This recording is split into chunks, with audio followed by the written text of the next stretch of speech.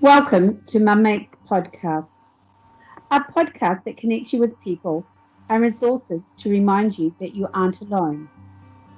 I am your host, Dorothy Waide, and in this episode, we will talk about sleeping and feeding from newborns to toddlers and answer some of your questions. Emily writes, when should you start your child on solids?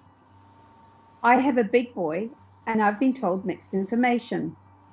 One, that you can start them on solids as early as 3.5 months if your milk isn't satisfying them anymore.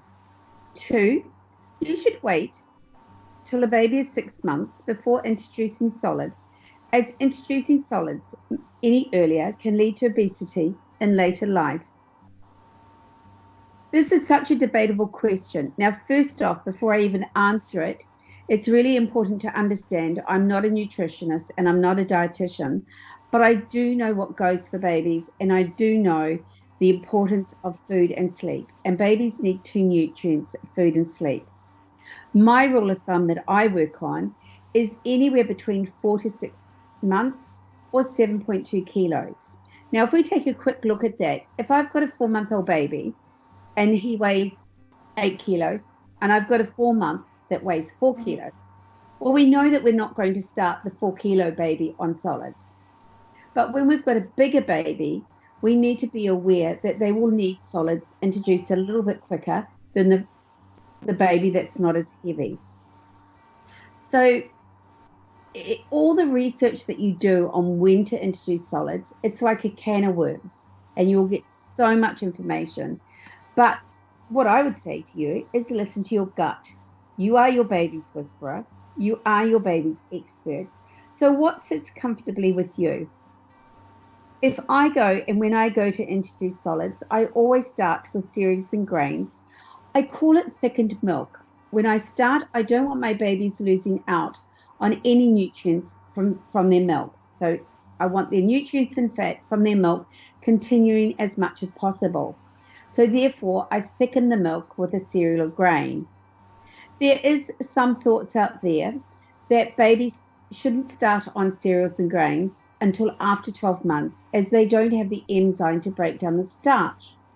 But on one hand, we say that, and then on the other hand, we give our babies potato, kumara, and pumpkin that has the same starch, and we offer that to them as one of their first foods in the veggie group. So I will leave that there with you. For every bit of research you find, there'll always be another one to either agree or contradict.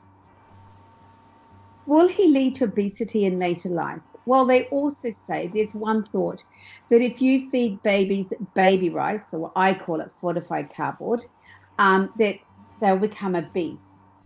Well, they can't become obese. You'd have to give them an awful lot of baby rice to make them obese. But we do need to think about how often we feed our babies and when we feed our babies. That would have a big impact on that word obesity.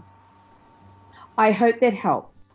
Rochelle writes, hi Dorothy, my second is 6 months and I'm wondering if you have any tips for balancing a daytime routine while I'm also out and about with the toddler.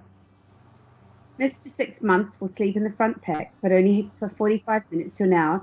Do I simply offer extra nap? I think our busy daytimes are starting to impact his night sleep.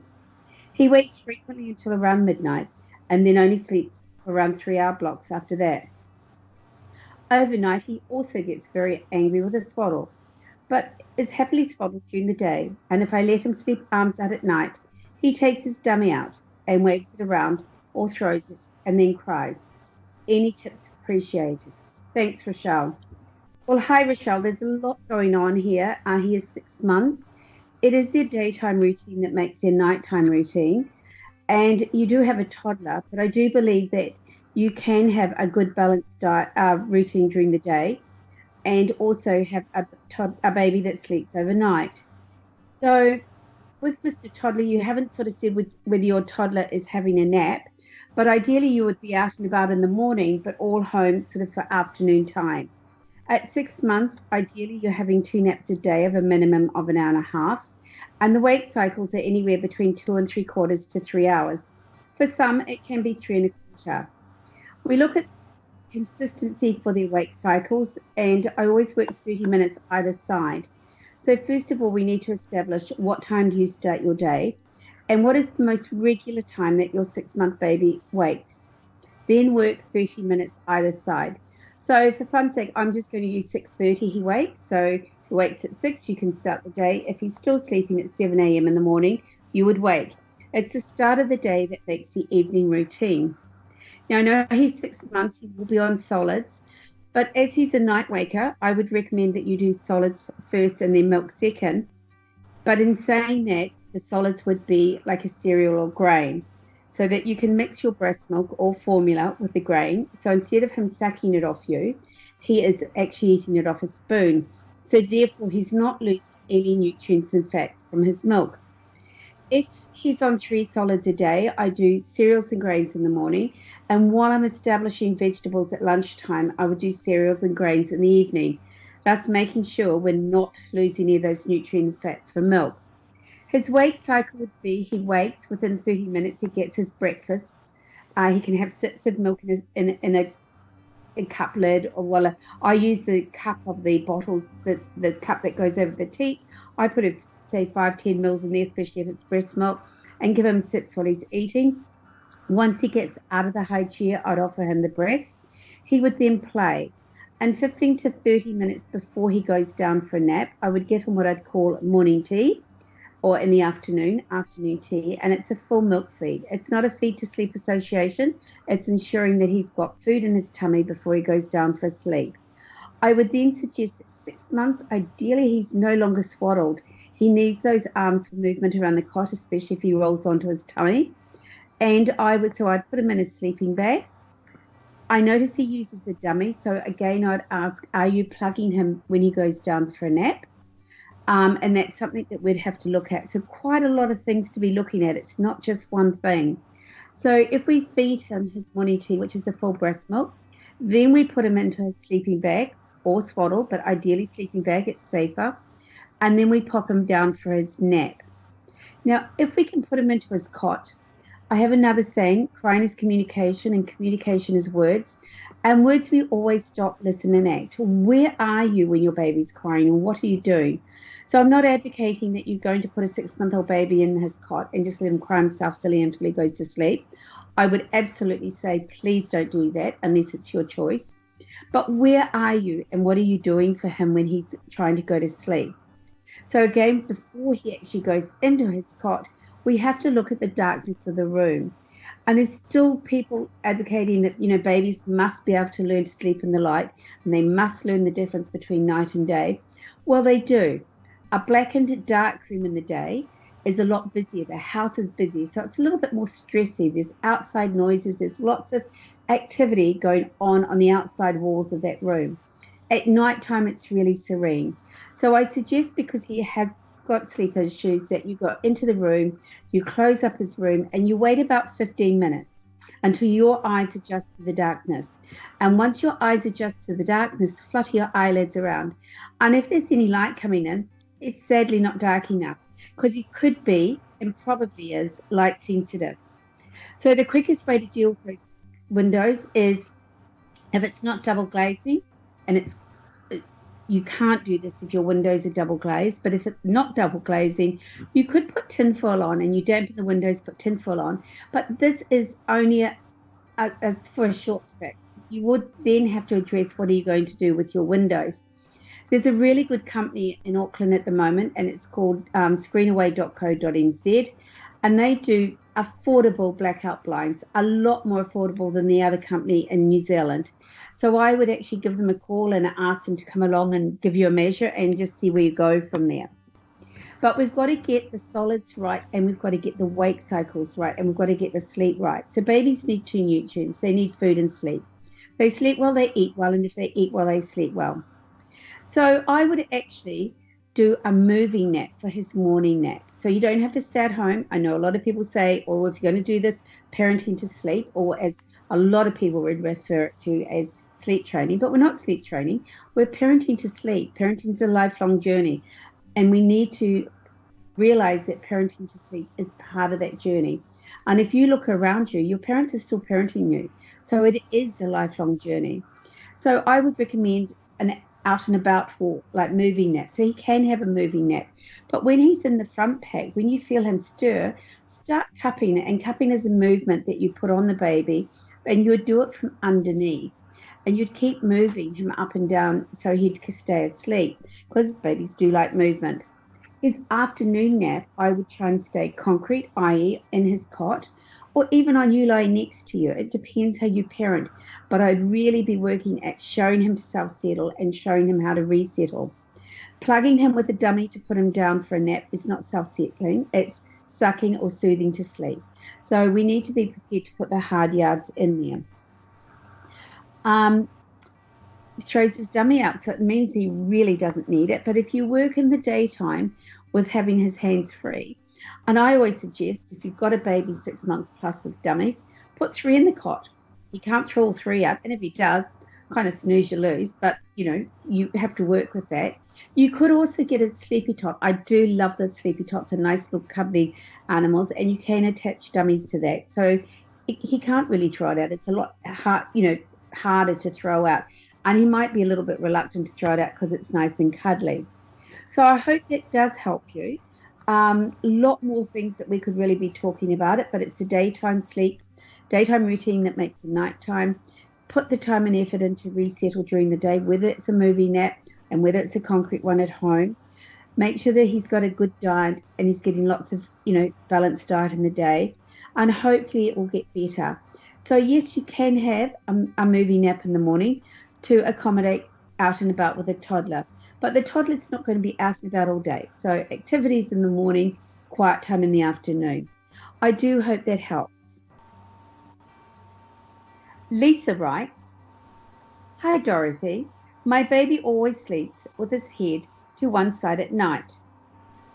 I always put him in Moses' basket in different directions and place mobile and toys on opposite side.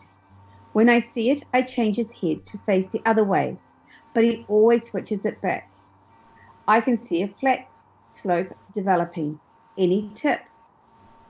Yes, you could use a side sleeper, a wedge, which would keep him on his side so that you get him off that side. I would also have a look to see, does he favor that side when he's lying on the floor? And if he does, then of course I would be talking to him from the other side, and his toys and books would be on the other side for him to turn his head. You haven't mentioned how old he is. So for babies under 12 weeks, you can buy these, they're not pillows, but they're kind of like a flat pillow with a little hole in it. And babies you can put their head into that little hole, and that stops them getting a flat head. So that may help. If you're concerned at all, I would talk to your GP, and I would probably get an osteo or a gentle chiropractic person to just have a look, just to make sure his neck is okay. Because sometimes when they do lean to one side or turn to one side all the time, they do need to have some exercises to help strengthen the other side. So again, Lisa, I hope that helps. Christy writes, "My little one is 16 months. For the last 3 weeks has started causing fussing and refusing to eat meals. Things he would eat, he puts his hands up and cries and spits out. He has never been fussy with food and was happy to try everything. He loves cheese, but now won't even hold a bit of it. Along with this, he is constantly crying or whinging for no reason. And where he was happily independent to play or to do something while I'm in another room, he can still see me. He will now stand and cry at the stair gate. Is it a phase? Any help? Much appreciated." Well, there's a couple of things going on here. At 16 months, exactly how you're talking about his mouth not wanting to eat food, I would automatically think that he's teething. He would be cutting his molars. You might not see anything inside his mouth, but it will be the movement of those molars going up and down under his gums, and that is actually really painful. He could also be cutting his eye teeth, and again, they are painful as well. He loves cheese.